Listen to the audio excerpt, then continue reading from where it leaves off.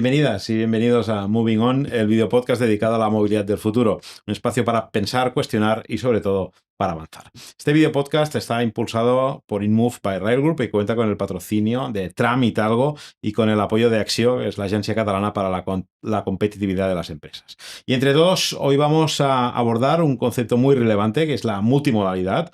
Por lo tanto, la combinación de distintos medios operadores para realizar un viaje lo más eficiente, seguro, confortable y sostenible posible. Para ello contamos con un menú espectacular. Arrancaremos con una entrevista a Humberto López Vilalta, que es director general de Tram, con quien reflexionaremos sobre el papel del tranvía y el cambio que ha supuesto en el ecosistema de la movilidad metropolitana. Y en nuestra mesa de análisis tendremos a 3 expertos con los que reflexionaremos sobre el reto de crear una sola red o como mínimo una sola experiencia de usuario. Estará en la mesa de debate Lluís Alegra, que es director del área de movilidad de ATM, Raúl Millán, director de planificación de TMB, y Lidia Montero, que es doctora en computación y experta en modelos de transporte de la UPC. Gracias a vosotros por acompañarnos y empezamos. En marcha.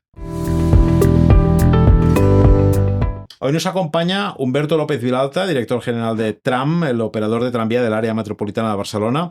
Con una larga trayectoria en el sector del transporte público, Humberto lidera una infraestructura clave en el sistema de movilidad de la ciudad, una red que no solo conecta territorios, sino que también busca integrarse cada vez más en un ecosistema multimodal, eficiente y sostenible. Vamos a hablar con él sobre el papel del tranvía en este ecosistema, los retos de la intermodalidad y las oportunidades que se abren con la nueva etapa de expansión y conexión de redes. Humberto, bienvenido a este episodio de Moving On. Gracias por venir. Muchas gracias por invitarme. Tenía una primera pregunta, pero te la voy a cambiar ya solo de entrada, porque antes de empezar me has dicho, el tranvía ha venido para quedarse. Sí, el tranvía ha venido para quedarse porque yo pienso que hay 2 cosas que lo justifican. Uno, la demanda creciente del transporte público, que exige medios con mayor capacidad. Este es un hecho objetivo. Y segundo, una demanda en la sociedad de medios que sean más sostenibles. Y como la sostenibilidad es un concepto complejo y que requiere muchas cosas, el tranvía responde fácilmente a algunas de las que son más obvias. Uno, en cuanto al consumo energético y en la forma en que consume esa energía. Segundo, en cuanto a su accesibilidad, en cuanto a su confort, su experiencia de viaje y sobre todo porque permite hacer más eficiente el conjunto de los otros medios con los que comparte un trayecto, ¿no? Porque ¿cómo definirías el papel que juega hoy el tranvía en el sistema de transporte metropolitano de Barcelona? Bueno, yo pienso que lo que hace es que contribuye a cubrir un hueco de demanda que no se puede atender de otra forma tan eficientemente. Por supuesto, todo transporte público se puede atender con cualquier medio, pero es que estamos buscando la sostenibilidad, que para mí quiere decir la eficiencia, ¿no? El tranvía tiene una capacidad que, según la UITP, la Unión Internacional de Transporte Público, que no tiene, por lo tanto, ni filias ni fobias acerca de ninguno de los medios. El tranvía es el medio óptimo para llevar entre 3.500 y 6.000 pasajeros por vía, hora y sentido, ¿no? Eso es lo que hace el tranvía de Barcelona, cubrir un hueco de demanda, ¿no? Y yo pienso que con una serie de atributos y características que lo hacen, bueno, pues el transporte público mejor valorado desde que empezamos nuestra operación hace 21 años entre todos los medios de transporte público, ¿no? Y supongo que debe ser pues, por lo que os acabo de explicar, ¿no? Estaba pensando precisamente en esto. Son 21 años ya. ¿Habéis tenido tiempo de valorar exactamente, ya no solo los usuarios, sino incluso también vosotros, lo que de entrada parecía una buena idea, pero que sobre el papel todas las ideas son buenas, ¿no? Pero que una vez puesto en la ciudad y puesto en funcionamiento, y supongo que salvando también algunas dificultades iniciales, ahora mismo la valoración, la experiencia, miras atrás y ¿qué piensas? Bueno, yo no estaba al día cero, pero lo que pienso es en el mérito que corrieron los accionistas del tranvía. El tranvía es una empresa privada que presta un servicio público y que, como bien decías, ahora en que las cosas han salido bien, porque los números así lo demuestran, pues es muy fácil decir, uy, qué fácil. pero hay que ponerse 24 porque llevamos operando 21 años, pero hay 3 de obras y hay una oferta que se hizo pues 1 año y medio antes de.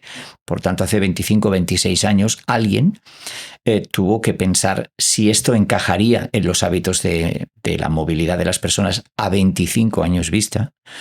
Pero es que además los términos de los pliegos de la licitación a la que nos presentamos y ganamos exigían que estimáramos cuál sería la demanda a 25 años vista. Bueno, eso es casi jugar a la ruleta rusa, ¿no? Y la realidad es que, por lo tanto, nuestros accionistas tuvieron la convicción de que ese era el futuro de la movilidad, no excluyente frente a otros medios, sino como medio de complementar lo que existía. Y fuimos el primer tranvía en concesión en España y el tercer tranvía de España.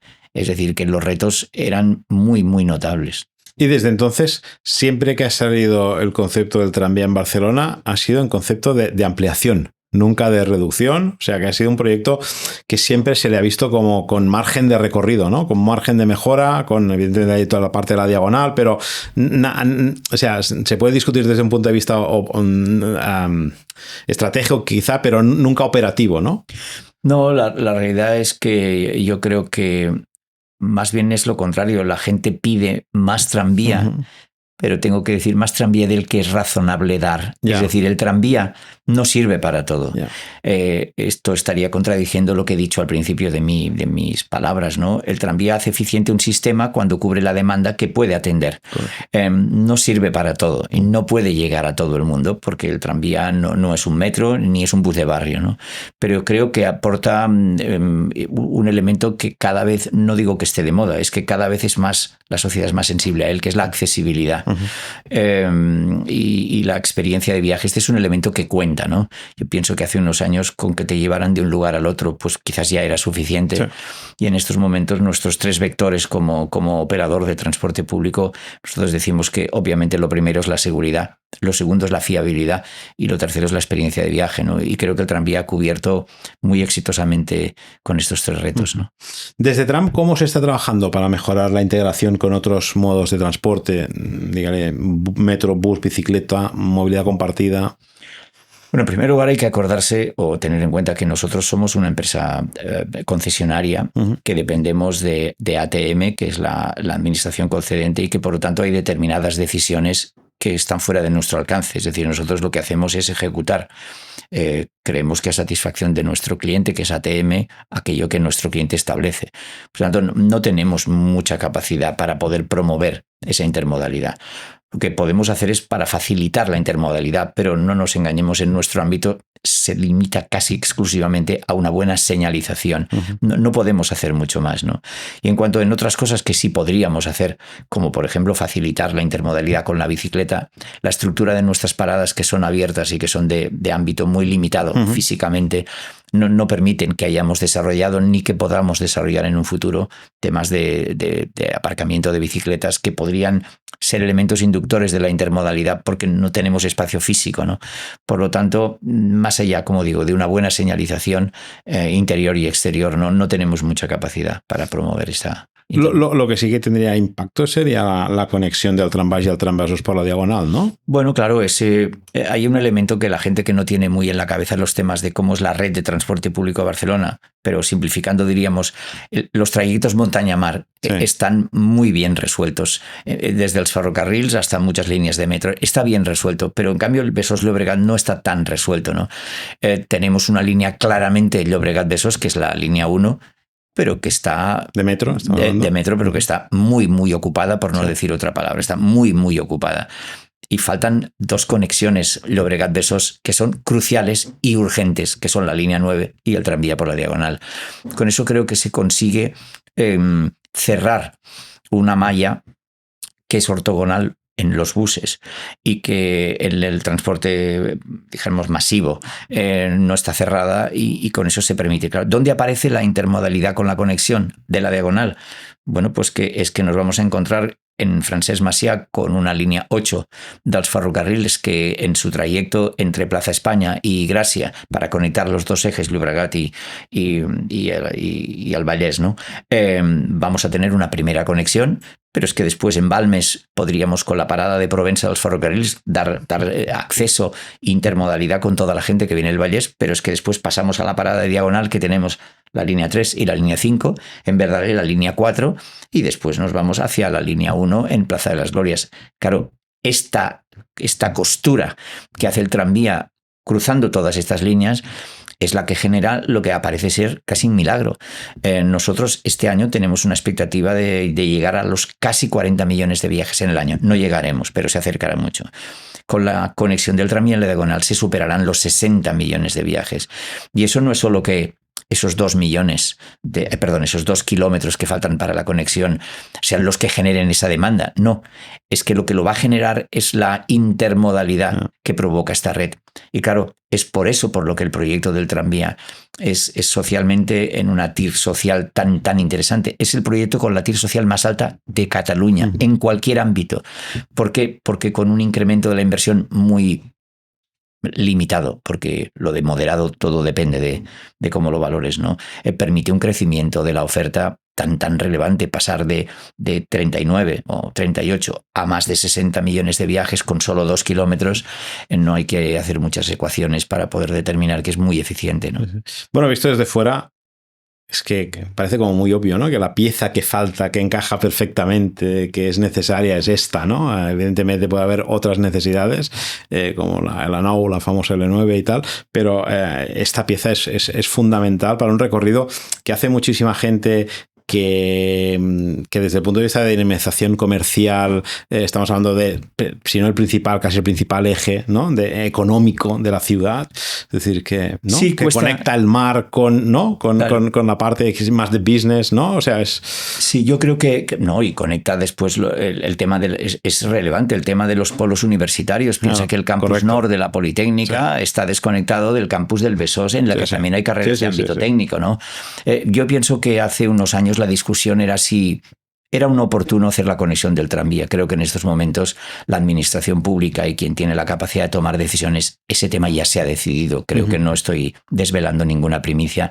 Ese tema ya se ha decidido porque la fase 1 es la prueba. Antes de la fase 1, que es la extensión del Trambesos hasta Verdaguer, pues debería ser más prudente, porque como digo, soy un concesionario que sigue las órdenes y las indicaciones que recibo.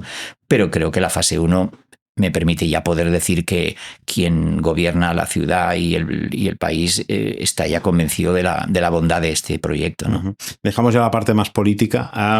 ¿Qué perfil de usuario es más proclive a utilizar el tranvía? ¿Habéis detectado algún cambio o evolución del perfil con los nuevos hábitos de movilidad en la ciudad o no? No, siempre ha sido así. Nuestro usuario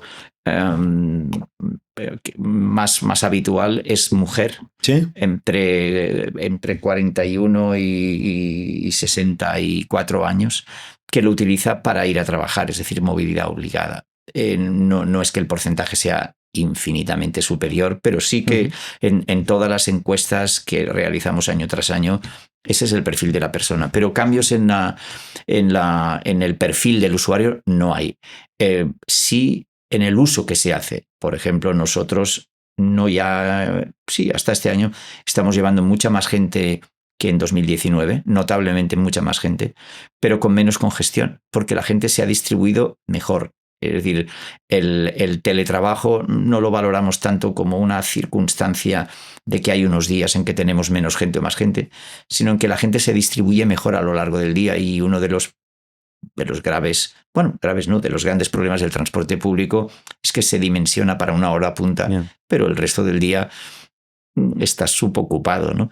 Entonces la única solución es algo que se ha dado sin que hayamos hecho nada nosotros, y es que la gente se distribuye mejor a lo largo del día, porque el teletrabajo ha comportado también seguramente más flexibilidad, y eso permite pues que la misma gente, claro, solo que le quites un 10% de la gente en hora punta y la lleves en una hora valle, tú llevas a la misma gente, pero la calidad del servicio que prestas se incrementa notablemente, ¿no? De todos modos, hoy en día tenéis datos y tenéis tecnología para monitorizar todos estos flujos, ¿no? Y tenerlo bastante controlado. Sí. Lo que pasa que así como en otros sistemas, en otros medios, te puedes adaptar mejor a una demanda, es decir, puedes quitar medio o incrementarlo. el tranvía no es tan sencillo. El tranvía se conduce a vista, es decir, se conduce como un autobús. Nuestro conductor decide frenar, decide arrancar en función de su propio criterio, pero tenemos un elemento, tenemos que ir siempre sincronizados con los semáforos, ¿no? Y justamente para evitar un efecto que en transporte público se llama el efecto acordeón, ¿no? Y es en que los medios llegan y como consecuencia de los micro retardos se empiezan a juntar hasta que en un determinado momento están haciendo lo que se le llama un acordeón. Para evitar eso nosotros tenemos un sistema de funcionamiento en el que operamos un ciclo sí, un ciclo no. Es decir, en cada ciclo verde pasamos y en el siguiente no. Eso nos da la posibilidad de que si por cualquier circunstancia un tranvía pierde su verde, se queda justo en el ciclo que está vacío y evitamos los acordeones para que en el siguiente volvamos a recuperar, ¿no? Por lo tanto, yo pienso que esa facilidad es también su limitación. Es que nosotros no podemos decir, bueno, oye, que hay mucha demanda en la T4, vamos a sacar 5 tranvías más. No, nosotros lo que tenemos que hacer es asegurarnos que los tranvías que tenemos estén operativos exactamente lo que tienen que estar operativos, pero no podemos hacer más, ¿no? ¿Podéis hacer cosas a nivel de innovación, de proyectos tecnológicos? ¿Hasta qué punto tenéis margen de incorporar mejoras en la calidad del servicio desde un punto de vista sobre todo esto de tecnología e innovación? Sí, muchas cosas. Por ejemplo, el tranvía de Barcelona, el tram, es el primero en Europa que tiene implementado un sistema de detección de distracciones y de falta de atención y de fatiga de nuestros conductores, un sistema con inteligencia artificial, con una cámara que está monitorizando la cara y la gestualidad del conductor y que puede detectar cualquier síntoma que pueda ser precursor de un incidente, de un problema. Esto no existe, claro, eso lo que hace es mejorar la seguridad pasiva porque el sistema está permanentemente monitorizando y conectado con el centro de control, de forma que si nosotros detectamos, porque el sistema nos avisa de que una persona cierra los ojos porque a lo mejor ha dormido mal, porque le duele mucho la cabeza, porque tiene cualquier circunstancia de salud o de atención, tenemos la capacidad de intervenir rápidamente. Este es un primero. El segundo, por lo que decíamos de la afluencia mayor o menor, tenemos un sistema en tiempo real que nos da la ocupación en las paradas, porque nuestros andenes son pequeños y nuestros andenes están pensados para una determinada afluencia. Si un día por un partido del Barça o por un partido del Español, es decir, por un partido o por un concierto, nos vemos superados, en estos momentos, por fin, podemos monitorizar en tiempo real para poder dirigir pues, personal de seguridad o personal de inspección para poder ya no tanto asegurarse de que la gente valide, sino para asegurarse de que la gente viaje segura, es decir, que podamos afectar y decir, por favor, repártense, vengan. Información. Ese es otro tema que tenemos. Y el tercero, en temas de innovación, también el tema del control de sobrevelocidad. Este también es un elemento muy, muy relevante de ayuda a la conducción. Y hemos incorporado un perfil de velocidad de todos nuestros trayectos, de forma que el tranvía sabe en cada metro en el que está, no en un punto determinado, sino en todo el recorrido, sabe cuál es la velocidad que debería llevar. Y en el momento que esa velocidad se ve superada en un 5%, salta un aviso. Eso nos permite estar seguro de que no hay una conducción de riesgo por cualquier circunstancia.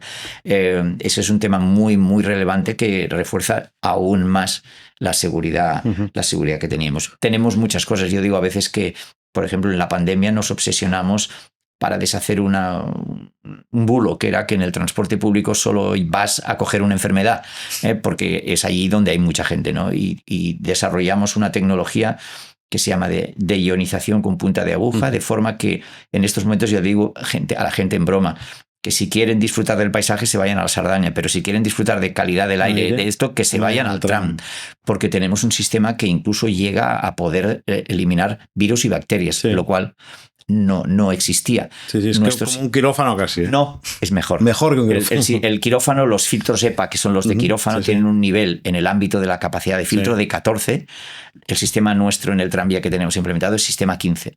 Es decir, es superior a lo que tienen lo que hacemos es ionizamos cualquier partícula que haya en suspensión.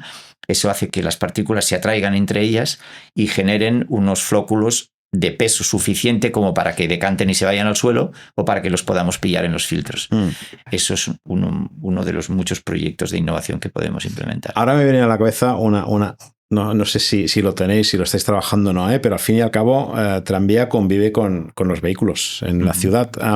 El tema de los vehículos sin conductor, que todavía está muy incipiente, pero se están empezando a hacer pruebas y hay ciudades ya que están circulando. ¿Esto es algo que lo estáis valorando, que estáis trabajando en ello, que os preocupa o cómo lo afrontáis? Pues algo que no os importa demasiado. No, de dos maneras. Una primera es todo lo que nosotros llamamos ayudas a la conducción. En estos momentos estamos haciendo una prueba piloto con una empresa belga que creemos que tiene una tecnología novedosísima y muy potente para determinar lo que le llamamos trayectorias de colisión o invasión de gálibo. Es decir, poder predecir en función de la trayectoria que está llevando cualquier objeto que se mueva, saber que cuando nosotros lleguemos al lugar en el que él llegue, hay o no un riesgo de colisión. Esto es una prueba. ¿Haya o no haya conductor dentro del vehículo? Sí, esto es simplemente como un elemento, ¿no? Y por tanto, mucho más ya no se puede hacer, pero cuando esta pregunta surge y uno profundiza, el problema no es tecnológico. La tecnología para poderlo hacer existe. El problema es jurídico. Y la gente me pregunta a veces, ¿jurídico? Sí, el problema es el siguiente. Si un ser humano tiene un accidente porque no ha podido evitar que ocurra, pues es un accidente. Es responsable. Pero si un sistema inteligente hace una evaluación de riesgos y concluye que es un riesgo menor afectar a una determinada activo o un ser humano en lugar de a otro y toma una decisión, eso tiene intención y eso entonces, en función de la consecuencia que produzca este accidente, podría tener consideraciones más graves que todos creo que podéis entender. Eso es un tema... Es un debate muy interesante.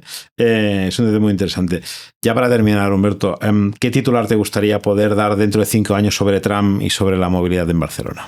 O sea, si repetimos este podcast dentro de 5 años, ¿qué te gustaría? A mí me gustaría ver que en la región metropolitana estamos moviendo más de 1.500 millones de viajes. Es decir, que el transporte público hace 1.500 millones de viajes al año, 1. Y 2, que el tranvía de Barcelona, conectado por supuesto, esté trasladando a más de 60 millones de personas y la unión haya sido un éxito. Esto es lo que me gustaría. Pues esperamos que así sea. Muchísimas gracias, Humberto López Vilalta, director general de Tram, por acompañarnos en este episodio de Moving On y por explicarnos tu visión sobre la intermodalidad y la multimodalidad. Gracias por acompañarnos y te esperamos en una próxima ocasión. Pues gracias a vosotros por compartir mi opinión. Y gracias también por patrocinar, evidentemente, esta primera temporada del video podcast, que es muy importante para nosotros. Pues de nada. Gracias. ¿Te has preguntado alguna vez qué tan fácil es combinar tu bicicleta con el tren en la ciudad? Hoy te llevo en la estación de Fabra y Puig, en Barcelona, para descubrir cómo funciona realmente la intermodalidad en tiempo real cuando llevas tu bici contigo. Para empezar, si al llegar a tu destino no vas a necesitar tu bici y te atreves a dejarla aparcada en la estación, tienes pocos espacios disponibles y ninguno cerrado ni realmente protegido. La estación sí ofrece bicicletas compartidas bici, pero ¿qué pasa para quienes quieren llevar su bici particular al tren?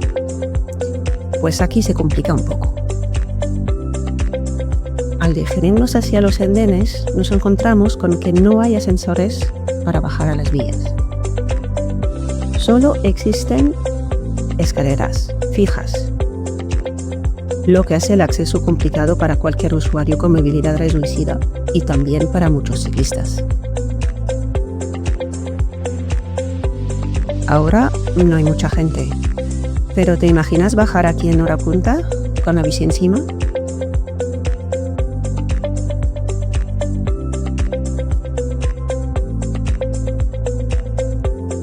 Y cuando finalmente llega el tren, las cosas no mejoran.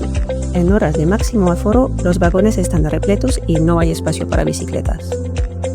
Esto quiere decir que si vas con tu bici, puedes encontrarte con que simplemente no hay lugar para ti a bordo.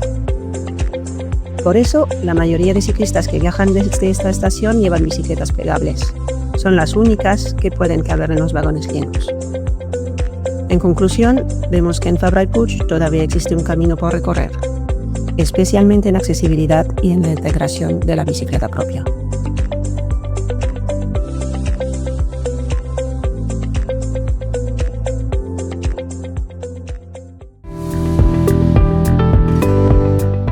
Y ahora abrimos nuestra mesa de análisis para hablar de multimodalidad con un enfoque aún más amplio. Para ello, hoy hemos invitado a 3 expertos que nos van a ayudar a entender mejor hacia dónde va la movilidad. Nos acompañan Lluís Alegre, que es director del área de movilidad en ATM, Raúl Millán, que es director de planificación en Transports Metropolitans de Barcelona, y Lidia Montero, que es doctora en computación y experta en modelos de transporte de la Universidad Politécnica de Cataluña. Gracias a todos, bienvenidos. Gracias por estar en Lanzo una primera pregunta. ¿Cómo se mueve la gente en general? Vosotros, bajo vuestra experiencia profesional, ¿cómo diréis que se mueve la gente? Bueno, desde la ATM lo intentamos saber cada año. Cada año hacemos una encuesta que se llama la EMEF, que es la encuesta de movilidad en día laborable, y en la cual nos viene a explicar un poco cómo se mueve la gente, y cada año vemos cómo cambia, cómo se mueven. Sabemos que la gente mayoritariamente se mueve en nuestro territorio, que podríamos decir un poco la demarcación de Barcelona, se mueve básicamente a pie, cerca del 50%, no llega, que después se mueve en vehículo privado un 30 y pico por ciento, 33%, y después en transporte público. Pero si nos vamos al centro, si nos vamos al núcleo central, al ámbito de Barcelona, donde opera TMB, el vehículo privado y el transporte público giran. Pasa a ser el vehículo privado que está en los porcentajes bajos, el 15, 16, bueno, depende del año, y el transporte público pasa al 30 y pico por ciento, por ejemplo. Este es un poco lo que sabemos. Por tanto, la gente se mueve de una manera sostenible. También sabemos que en el transporte público se mueven mucho más las mujeres, lo utilizan muchísimo más las mujeres. Si tenemos esta información, un poco la tenemos. Coincidís con este enfoque, ¿no? Con este análisis. Sí, totalmente. A mí me gustaría añadir que también hicimos un estudio no para solo saber cómo se mueve, sino qué es lo que ha pasado últimamente. Y analizamos cómo se movía la gente, en este caso en metro y en bus, en el año 2024 y en el 2019. Y había algunas diferencias que consideramos relevantes. Sí que observamos que la hora punta de la mañana, por ejemplo, ya no es tan punta. La gente se desplaza al trabajo algo antes de lo que lo hacía antes de la pandemia. Y luego, por ejemplo, que la movilidad por las tardes, que asociamos a motivos de ocio, también se incrementa más de lo que se está incrementando la movilidad en general. Entonces, sí que hemos visto que en este caso la pandemia y todo lo que llevó después, ¿no? Incremento del teletrabajo, flexibilidad en los horarios de entrada y salida a los centros de trabajo, pues también tiene un impacto en la movilidad. Y luego también observamos en cómo evolucionaba la movilidad después de la pandemia en metro y en autobús, cómo quizá a bus le costó algo más recuperar la demanda que tenía previamente. Y también lo asociamos al incremento importante que ha habido de la movilidad en bicicleta, en patinete, que previamente, antes de la pandemia, tenía su cuota, era baja, pero que se ha incrementado bastante, sobre todo en el área de Barcelona, donde el impulso del bicing o de la infraestructura ciclista en la ciudad pues se ha incrementado significativamente. Desde el punto de vista de la investigación de los datos, ¿coincide todo esto? Sí, poca cosa puedo añadir. Yo he trabajado mucho con los datos relativos a la encuesta EMEF a lo largo de distintos 5 o 6 años y las he ido siguiendo y tenemos publicaciones al respecto y poco puedo añadir sobre el tema. Realmente la movilidad y el reparto modal, que es el término que nosotros utilizamos, es un reparto modal que está orientado hacia modos más sostenibles, dependiendo del ámbito metropolitano. No es lo mismo el centro de la ciudad o la ciudad de Barcelona que lo que puede suceder en la región metropolitana. Depende mucho. Depende mucho de cuál es la zona, el lugar de residencia. ¿Estáis hablando de datos vinculados al uso de transporte público o de transportes? En general. En general. Pero hay otros datos que también yo creo que se complementan bien, como es que, por ejemplo, cada vez hay menos gente que se saca el carnet de conducir, hay cada vez menos gente, aparte de que hay menos nacimientos y por lo tanto menos gente joven, esta gente joven utiliza menos el vehículo. Pero es que ya no es que lo utilice menos, es que no ve como la percepción o la necesidad de tener un vehículo ni de tener ni siquiera el carnet de conducir. Y esto año tras año se va constatando, ¿no? Por lo tanto, todo esto lo va a tener que asumir de una manera u otra, entiendo, el transporte público. La gente se va a continuar moviendo, ¿no? Sí, tienes razón. Es que lo has dicho perfecto. Nosotros, a lo que aún no hemos constatado si es un retraso o es un abandono, de alguna manera. No hemos constatado todavía en los años que estamos siguiendo este dato. Sí que es verdad que ha bajado. Tampoco es una bajada espectacular, diríamos, ¿eh? Y a lo que no sabemos si tiene que ver un poco también con el hecho de que la gente joven, hay un porcentaje importante que viaja mucho, entonces su manera de moverse pasa a ser muy dependiente del transporte público o del transporte privado que lo lleva a otro, ¿eh? Pero aún no tenemos garantías de que estos jóvenes, cuando tengan 30 y pico de años, ya no sean tan jóvenes, que según donde vivan, por ejemplo, sabéis que ha habido un importante desplazamiento de personas de la ciudad central hacia ciudades con menos transporte público. No tenemos claro que allí puedan mantener una vida sin transporte privado. Pero es cierto lo que has dicho, es totalmente cierto. O sea, no... hablabais de modalidad, has comentado, tema de modalidad, multimodalidad. Es un tema muy técnico. ¿Qué deberíamos entender por multimodalidad? Raúl, por ejemplo. Bueno, al final es integrar todos los modos de transporte disponibles para que una persona se pueda mover de un punto a otro de la manera más eficiente posible. Factores que van en la línea de ayudar a realizar transportes con una mayor multimodalidad. Son, por ejemplo, la integración tarifaria, que aquí, por ejemplo, Luis, que está en la ATM, sabe mucho, que impulsaron la integración tarifaria hace ya muchos años y que permite que puedas moverte utilizando diferentes modos de transportes con la misma tarifa. Esto es un aspecto muy importante. Otros aspectos que la favorecen es si tienes o no tienes transporte. Antes, y aquí pues quiero quizá discrepar un poco lo que comentabais antes sobre el tema de los jóvenes y la tenencia o no del carnet de conducir. Yo vivía fuera de Barcelona, tengo a la familia que vive fuera de Barcelona, cerca de Barcelona pero fuera, y no me los imagino sin coche. O sea, depende de los municipios donde vivas, no es fácil tener una alternativa de transporte público que te ayude a realizar tu trayecto. Entonces, claro, el mallado de esta red de transporte hasta donde llegue, qué horarios tenga, es muy importante a la hora de poder o no realizar tu desplazamiento en transporte público y hacerlo o no de forma multimodal. Bueno, la modalidad es muy fácil en Barcelona, ¿no? De Barcelona, y a medida que nos vamos desplazando hacia afuera es un poco más compleja, ¿no? Exactamente. Dime.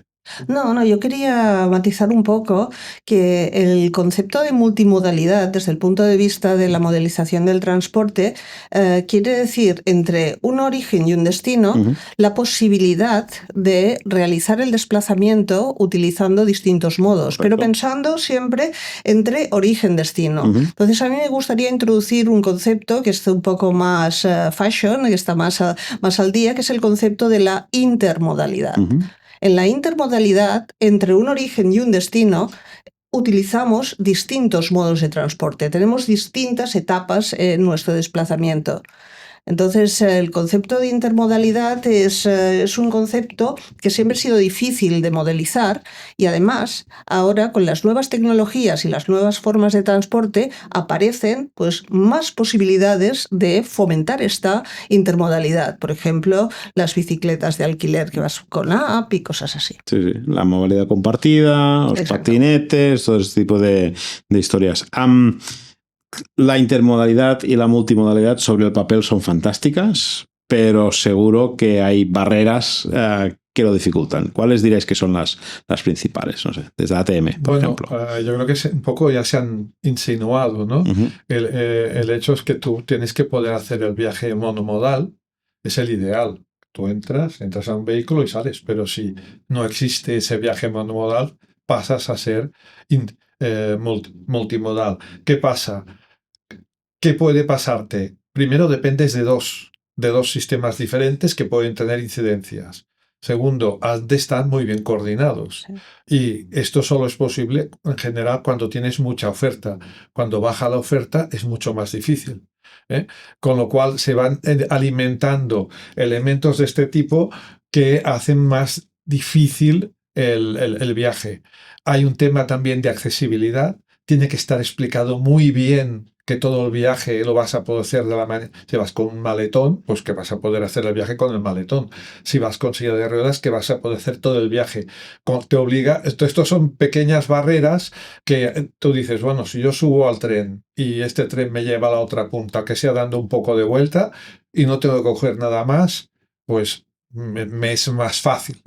Estos elementos hay que ir combinándolos con algunos otros, como el hecho de que la integración tarifaria. Sí, la integración tarifaria facilita también que este tema, que lo ha comentado antes Raúl, para no repetirme, digamos. Bueno, yo es que la integración tarifaria, vosotros lo habéis dicho como algo que está muy bien pero yo hoy para venir aquí he tenido que ponerme delante de una máquina de un operador y la oferta que tenía, ríete de un menú con 400 platos. Es decir, yo quiero ir a Barcelona, por favor. O sea, ¿me pueden vender un billete de ida y de vuelta para ir a Barcelona? ¿Lo quieres combinado, no sé qué, con el bono joven, el bono grande, con el no sé qué, integrado o no integrado?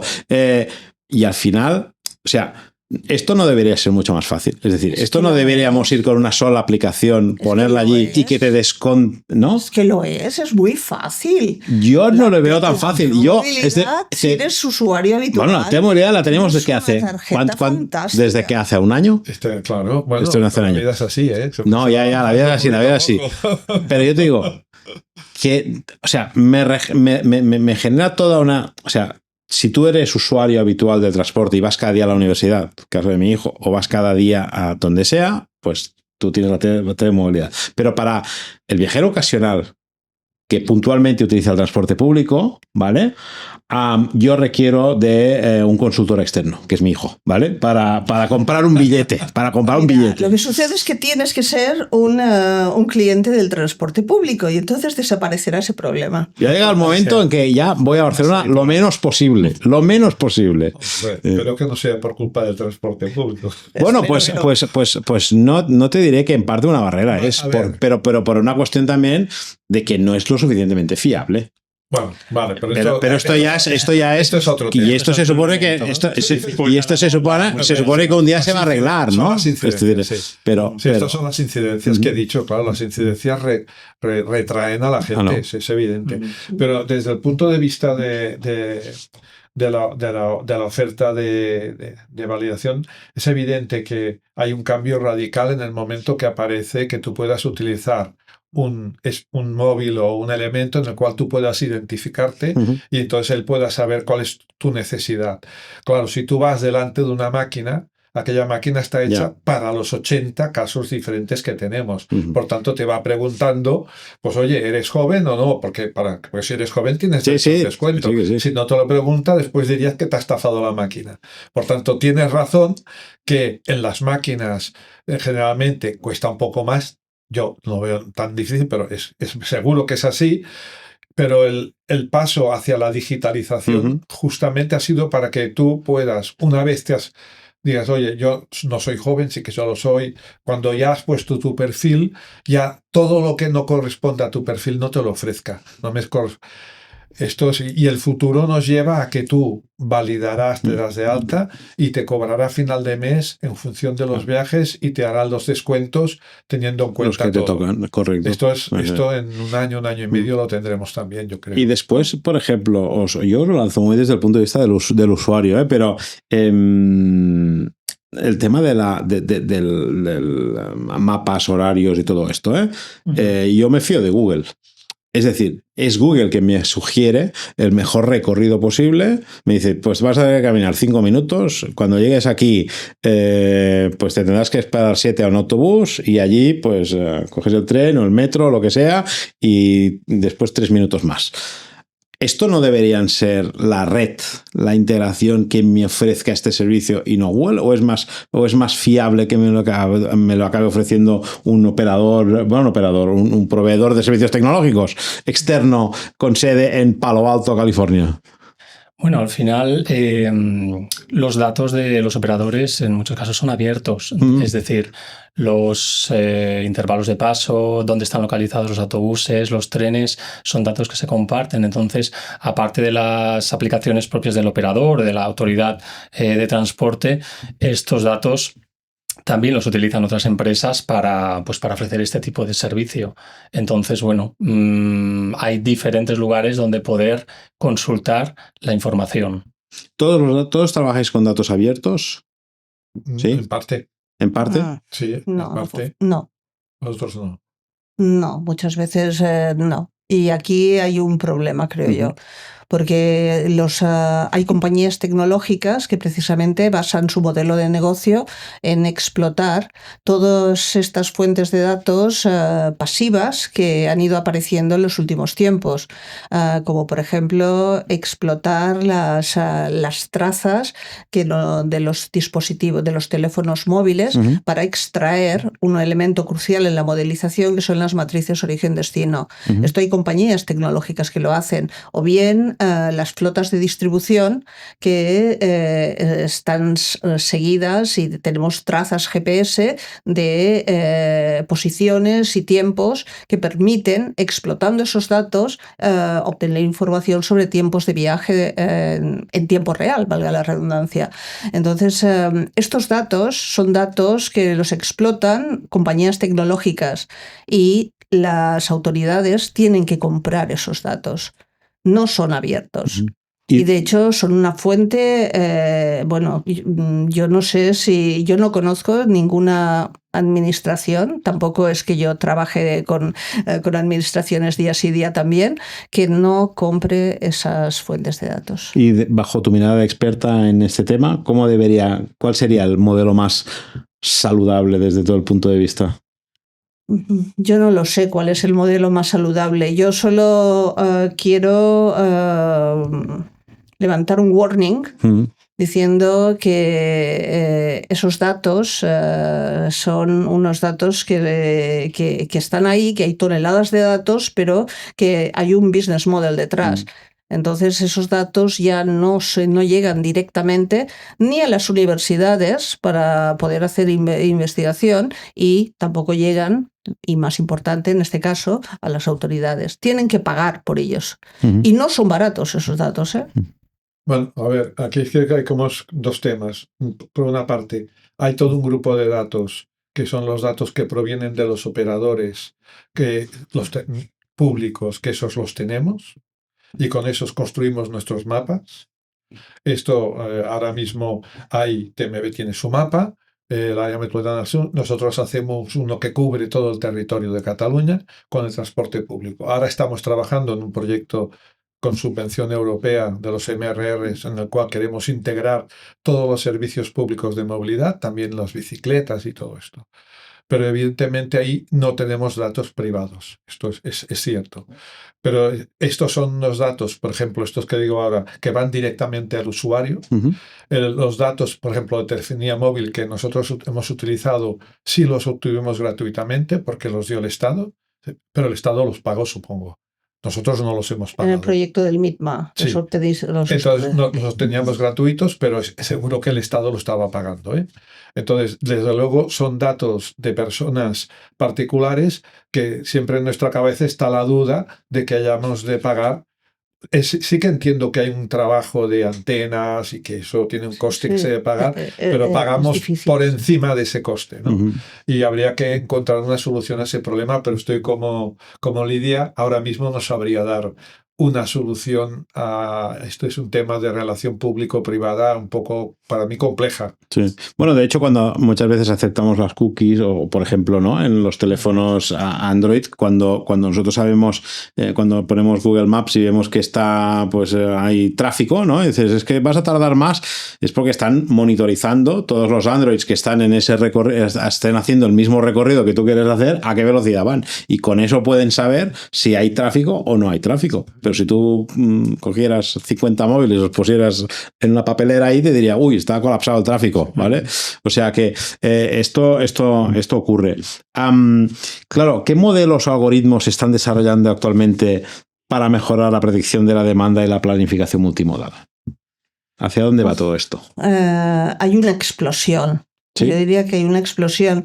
Como hemos tenido una explosión en cuanto a datos, ¿sí? En el pasado uno de los problemas que teníamos los que trabajábamos en modelización de transporte precisamente era que los datos eran más escasos que, bueno, en fin, pues sufríamos miserablemente con los datos, ¿no? Entonces actualmente... Dos tazas, ¿no querías caldo? Sí, dos tazas ahora. Exacto. Y ahora tenemos, con las nuevas tecnologías... han aparecido, bueno, en fin, hay toneladas de datos, toneladas de datos. Algunos, evidentemente, pues no se puede acceder directamente a ellos, ni siquiera como universidad y pidiéndolo como objeto de investigación. Entonces, todas estas nuevas fuentes de datos permiten elaborarlas e incorporarlas a los planteamientos tradicionales de modelización, con lo cual yo creo que, bueno, es un enriquecimiento. Y además existen algoritmos que se desarrollan bajo el paraguas de lo que se conoce como inteligencia artificial, aunque de hecho es más machine learning desde mi punto de vista, que se dedican a desarrollar modelos dirigidos por los datos para hacer predicciones. Es decir, hay una explosión muy actualmente. Entonces, a mí lo que me gustaría es que se tomara conciencia de que tener muchos datos, evidentemente es bueno, pero si ya teníamos problemas analizando los datos cuando teníamos 4 datos miserables, si ahora tienes toneladas de datos, entonces los problemas que tenías en aquel momento son los mismos y además exponencialmente complicados, porque hay sesgos, porque claro, tienes que detectar problemas en los datos. Porque al final el dato solo cubre lo que hace el mainstream, ¿no? Lo que hace la mayoría, ¿no? Esa persona con dificultades para acceder al transporte público por la cuestión que sea económica, o sea de accesibilidad, o sea de la que sea, de disfunción, no está representada en los datos. Y alguien tiene que pensar en aquella, porque si no, nunca estará representada en los datos, ¿no? Es decir, que al final debe haber una persona, ¿no? Y debe haber alguien, ¿no?, que ponga un poco de razón a todo esto, ¿no? Bueno, pero donde no hay, sencillamente es que tienes un sesgo porque la representatividad de los datos no es una representatividad del 100% de la población. Entonces tienes que aplicar factores correctores. Esto es lo que hacen las compañías tecnológicas que analizan, por ejemplo, las trazas de los dispositivos, de los saltos de antena de los dispositivos móviles. Hay que utilizar fusión de datos y son técnicas sofisticadas realmente. Sí, pero nosotros has tocado un tema, yo diría que casi clave para hacer una buena planificación de la movilidad dirigida a todo el mundo. Es decir, hay que encontrar esa información relativa a usuarios que por algún motivo cuesta mucho más de llegar a ellos, sea por temas de accesibilidad, como comentabas tú, sea por temas de pobreza, pueden no tener móviles o tener móviles que no te sirven para este trabajo. O sea, si los quieres llamar para preguntar cómo se mueven, no va a servir. O sea por temas culturales. Entonces, todo esto, nosotros trabajamos, entonces hay que hacer, es verdad, trabajos específicos, pero vamos a darle alguna cosa buena a la cantidad de datos. Por ejemplo, en el mundo rural nosotros nos era muy difícil de conocer los movimientos más importantes. ¿Por qué? Pero ahora con la telefonía móvil podemos tener dónde están los movimientos más importantes. ¿No sabemos cómo lo hacen? No. pero podemos dirigirnos a aquel. Y hemos encontrado errores en nuestra planificación clásica sobre esos flujos de movimiento más importantes. Por tanto, es cierto, hay una serie de problemas, pero bien utilizadas. Pero lo que has dicho tú para nosotros es clave. O sea, nosotros no estamos haciendo movilidad genérica, sino que tenemos en cuenta los factores para atender al máximo de ciudadanos a los cuales sepamos llegar y podamos llegar. Y esto lo hacemos, por ejemplo, con TMB. ¿no, Raúl, con vosotros, por la información que también ellos tienen de mucha más proximidad a los usuarios que no la ATM, que es una organización más de planificación. Desde el punto de vista del operador, lo que muchas veces nos pasa, y creo que antes lo apuntaba Lidia, es que tampoco tenemos la foto completa. Muchas veces tenemos cómo utilizan las personas, hablando de TMB, principalmente Metrobús, aunque no es solo, pero no sabemos si después de salir de una estación de metro cogió una bicicleta o si tardó 15 minutos caminando a llegar a la estación de metro. Entonces, bueno, soy optimista porque es verdad, hace años, cuando empezamos con todos los temas de movilización, el problema era muchas veces tener datos. Ahora tenemos muchos, nos faltarían más. Y a veces falta cómo integrar unos y otros, porque hay, por ejemplo, el sistema de ticketing, ¿no?, que tenemos en Barcelona sí que empieza a permitir pues una trazabilidad de cómo se mueve la gente. Pero aparte de esto hay muchísimos más. Los vehículos están sensorizados. Nosotros sabemos cuánta gente va en el metro porque se está pesando. Es como una báscula. Entonces, sabemos en todo momento cómo van de llenos los metros. Hay toda una serie de fuentes de información que luego el problema, que es muy técnico, es cómo se agrega esto, cómo se llega a una conclusión válida para la mayor parte de la gente, y luego si tenemos que hacer algo específico para alguien, pues a ver si lo podemos hacer. Ya vamos terminando porque estamos enlazando un tema con otro y no terminaríamos nunca. ¿Cómo veis la movilidad a 10 años vista? ¿Qué creéis que debería cambiar? ¿Quién se atreve? A ver, yo por apuntar tendencias que ya se han ido dando, al menos y aquí es verdad que hay que contextualizar en qué parte de la región metropolitana hablamos. En Barcelona, por ejemplo, la movilidad en vehículo privado se está reduciendo, que el espacio para el vehículo privado cada vez es menor. Es una ciudad sin peaje de entrada, pero considero que tiene el peaje del aparcamiento. Al fin y al cabo, el aparcamiento en la mayoría de la ciudad, en muy pocos lugares ahora mismo es gratuito. Y esta tendencia va a ir en aumento. Más cosas. La flota, por ejemplo, de autobuses. Nosotros tenemos un plan para que en el 2035 todos sean de emisión cero, todos eléctricos o de hidrógeno.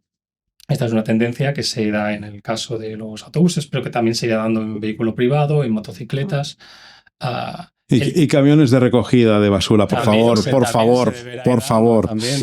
Sí. Yo en este tema, para mí, que 5 años es muy poco tiempo, Sí. Es que el sistema ferroviario funcione bien. Sí, totalmente de acuerdo.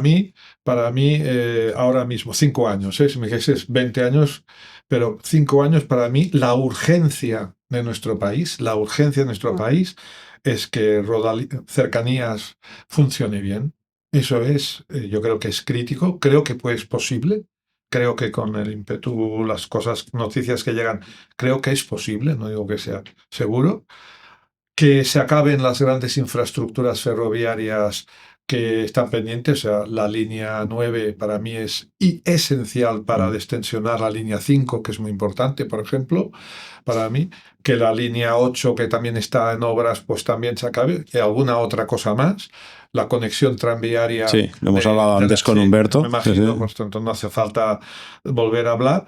Para mí este es el elemento crucial. Después también diría pero diría que tiene incluso menos importancia, es que sepamos servir bien a este sistema de transporte público. Entonces ya sería tanto el autobús que es decir, que la gente llegue bien a la red. Llegue bien como tenga que ir, pero a pie, en bicicleta, si hay patinete, lo que sea, ¿no? Pero si el sistema ferroviario no lo arreglamos, me parece a mí que, porque es el gran eje, Sí. y no hace falta que llegue a todo el territorio. Lo que hace falta es funcionar bien para que desde otros puntos del fiabilidad. territorio, entonces el autobús, el taxi, lo que sea, te lleven bien hasta el tren. No hace falta trenes en todo el territorio. Lo que hace falta es tener un buen servicio de tren y un buen servicio de metro como tenemos. Lo que pasa es que nos falta conectar una gran línea, ¿no? Lidia, como experta.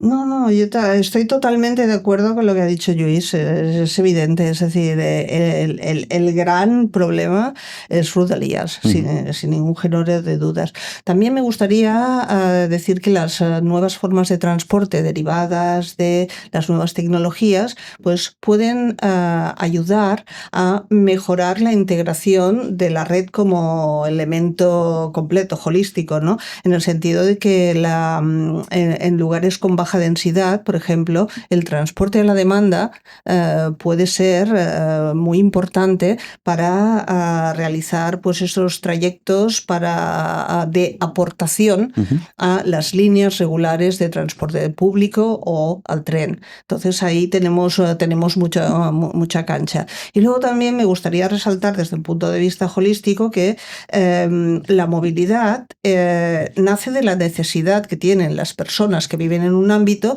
de realizar actividades. Entonces, las actividades, para acceder a esas actividades, se tienen que realizar unos desplazamientos. Entonces, el urbanismo y un urbanismo más centrado en las personas también nos podría llevar a cambios morfológicos en las ciudades, en la forma urbana, que podrían modificar la movilidad o los patrones de movilidad que estamos viendo, pues por ejemplo, hoy en día. Pues precisamente el tema del urbanismo es uno de los que también tocaremos en otro de los episodios de Moving On. Lluís Alegre, director del área de movilidad en la Autoritat de Transport Metropolità de Barcelona, metropolità, no de Barcelona, de l'ATM, Raúl Millán, director de planificación de transports metropolitanos de Barcelona, y Lidia Montero, doctora en computación y experta en modelos de transporte de la UPC. Muchas gracias a todos por vuestras reflexiones y aportaciones en este episodio. Y gracias también a nuestros patrocinadores, a Tram y a Talgo, así como a Acció, la Agencia de la Generalitat de Cataluña para la Competitividad Empresarial. Y por supuesto, gracias a todas las personas que habéis seguido este episodio y que seguro también vais a seguir el siguiente de Moving On. Nos vemos a la próxima. Hasta pronto. Gracias. Gracias. Gracias.